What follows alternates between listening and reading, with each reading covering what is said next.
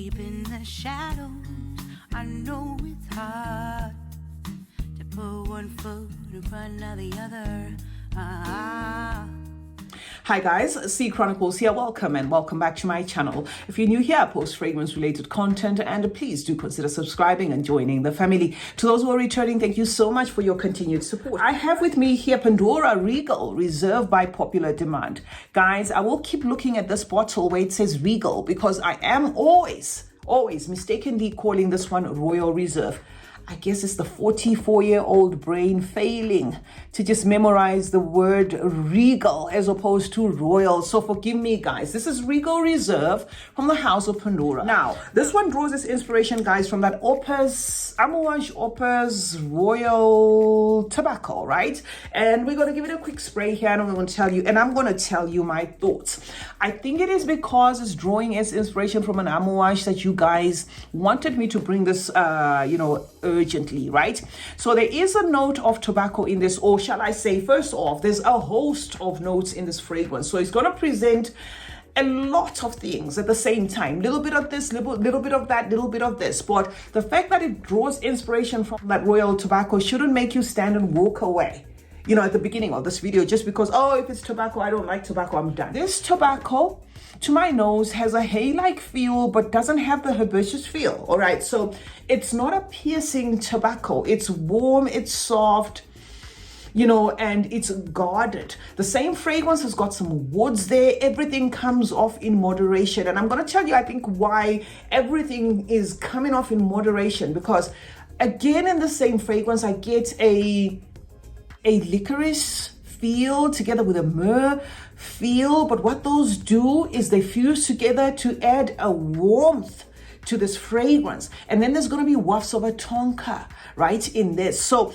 these otherwise heavyweight notes that we're talking about here, the woods, the resins, the what, would usually make for a fragrance that can be a little bit heavy on the nose, but that is not what I get from this. And I would attribute the softness of this fragrance to possibly the use of the vanilla note as well as the caramel note, because they have gone ahead and used those, not overdosed them, but I think it's those that kind of make sure that everything is in check here. Because if you throw in woods in a fragrance, you throw in some tobacco, you throw in some cardamom, you throw in some spices, you throw in all those things, it's easy for a fragrance to then stray. But what I get from this is a softy, right?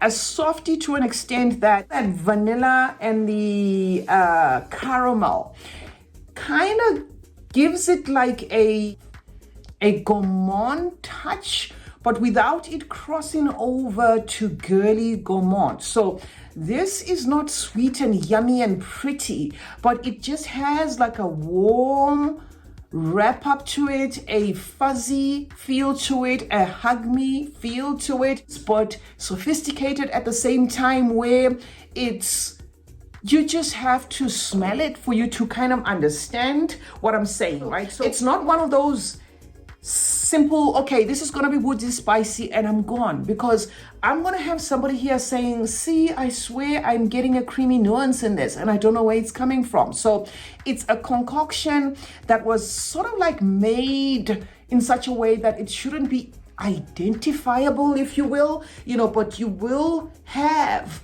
that scent around you, that, that beautiful, gorgeous scent around you. And it's one of those fragrances that I can overspray like this without me worrying about like moving around, smelling masculine and stuff. What I get, in fact, now that I have overdosed it on myself, is that vanilla, a sweet vanilla and a sweet caramel. But that shouldn't mistake this one for...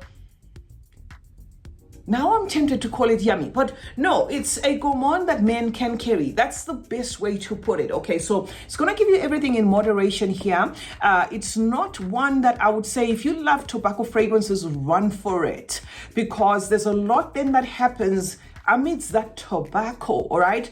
and the lot that happens is also faint, even a faint leatheriness I get with this fragrance, but basically just one that is a pleasant surprise. And maybe the best way to describe this is to contrast it with the Charuto other one, the brown one, that was in the same vein as Tom Ford's Tobacco Vanilla, I think.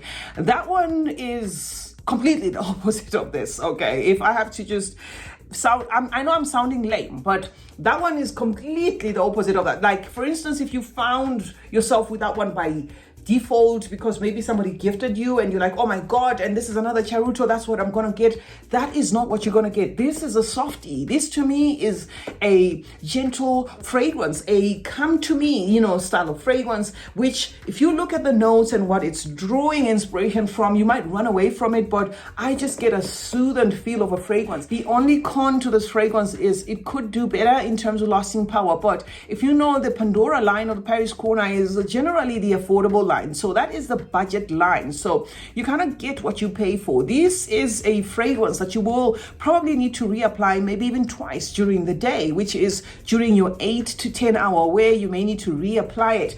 And another con that I can possibly see with this one is some people turning anosmic to it because it's a profile whose notes are usually whose notes are usually very lively there, but it's muted to an extent. So even the spices are just muffled in a way. So it then gives that wrap up of a DNA of, I want to smell nice, but I don't want my fragrance to rubbish everybody's fragrance as soon as I walk in, or I don't want my fragrance to shout, right? So this is possibly a fragrance that you may wear and not get compliments, but say for instance, you are around people who love subtle scents, they will know that you're smelling beautiful. So it's not as toned down as not your perfume, Juliet has a gun, not a perfume, that sort of thing. It's not that toned down, but it is just one of those, embery, soft, fragrances that you, the wearer, are going to enjoy more. You are just going to feel clean and scented,